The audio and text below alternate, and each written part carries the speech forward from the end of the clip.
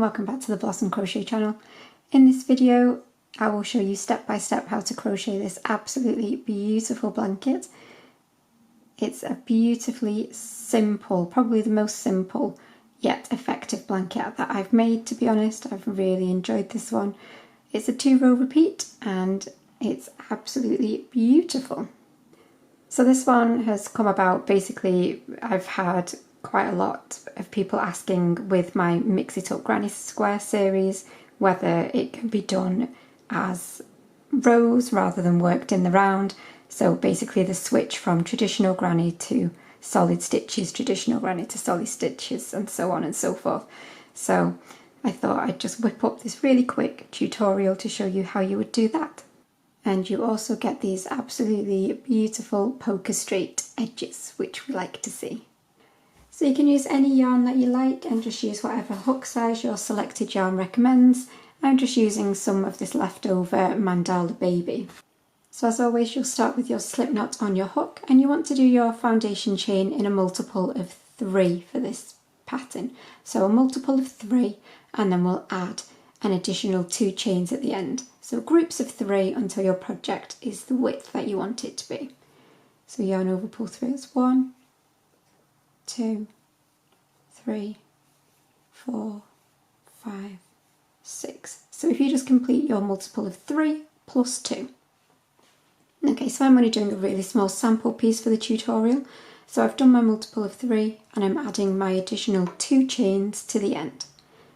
We're then going to work back doing literally just a row of UK double or US single crochet. So into the 3rd chain, so you'll skip 2, and into the 3rd chain you'll do a UK double or US single. So insert your hook, yarn over and pull up, yarn over, pull through both, and into the next chain you'll do another one, and you'll do one into every single chain all the way along. Okay, so obviously yours will be much bigger than mine, but this is how you should look at this point. Don't worry if it curls up, it will flatten out with the next row. Now at this point you can either chain 2 and turn, or you can do what I'm going to do, which is to turn and then straight into your very first stitch you'll insert your hook, yarn over and pull up, yarn over, pull through both, and then go behind the post on that stitch, yarn over and pull up, yarn over, pull through both, and that gives us a UK treble height stitch, but it's more substantial than just a chain. So that's going to count as our first UK treble. So remember, UK terms, that's a treble. If you're used to US terms, these are going to be your doubles for the rest of this project. So that counts as our first treble into that stitch, but we want to put another treble into that same stitch. So yarn over, back into that same stitch, yarn over and pull up, yarn over, pull through 2, yarn over, pull through 2. So we've got 2 trebles into that same stitch. You're then going to skip 2 stitches, and then you're going to put a granny cluster into the 3rd. So a granny cluster is always 3 trebles into the same stitch. So skip 2 and 3 trebles all together into that 3rd stitch. So that's 1,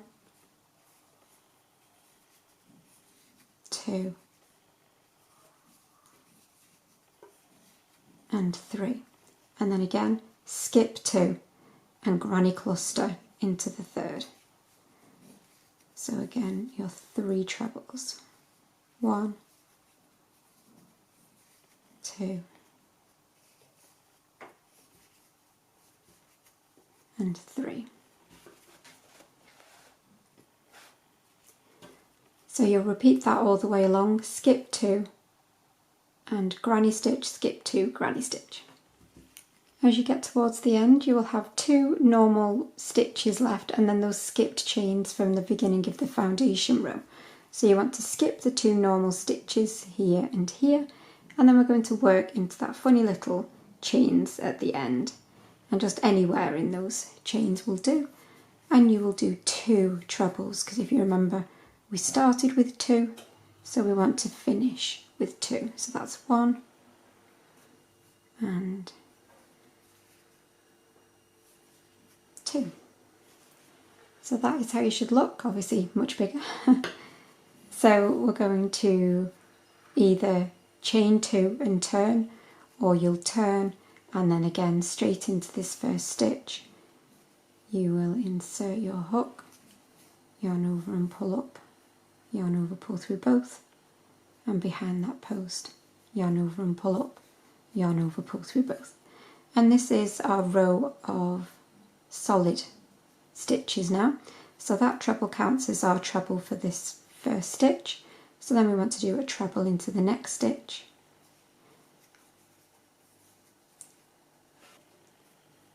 And treble into the next. And you're basically going to put one treble into the top of every single stitch, all the way along. Okay, so as you get towards the end, I've worked into the top of all my 3 trebles from that final cluster, and then I've got 2 stitches left. So I shall work into the top of those. If you're not 100% sure on keeping your edges straight, just make sure that you pop a stitch marker into the top of each first stitch of a row. So that is the end of your repeat for row 1, and so now this is your repeat for row 2. So you'll turn and then again you'll do your stitch into that first stitch. So that's 1 treble, but on our cluster rows we want to start with 2 trebles in the same space. So that's 1, and then back into that same space you'll do another. And then again you're ready to skip 2 and granny stitch into the 3rd. So 1, 2 and 3. Again skip 2 and granny into the 3rd. And again you'll just work that all the way along until you get towards the end, which is where I will meet you in a second. Okay, so I've completed my final cluster of 3, and then I've got 3 stitches left, so I'm going to skip 2 and into that very final stitch. So skip 1 and 2, and into this very end stitch I will do 2 trebles. It's very important that you only do 2 trebles at the start and the end of your granny rows, otherwise your edges will just be all over the place. So you can see we're getting those nice straight edges already. So that is row 1 and 2 that you will repeat over and over again until your project is the size that you need it to be. But that is it for the tutorial for this particular stitch. I really do hope that you've enjoyed it. If you did, please do remember to give it a thumbs up and share it with anyone that might like it.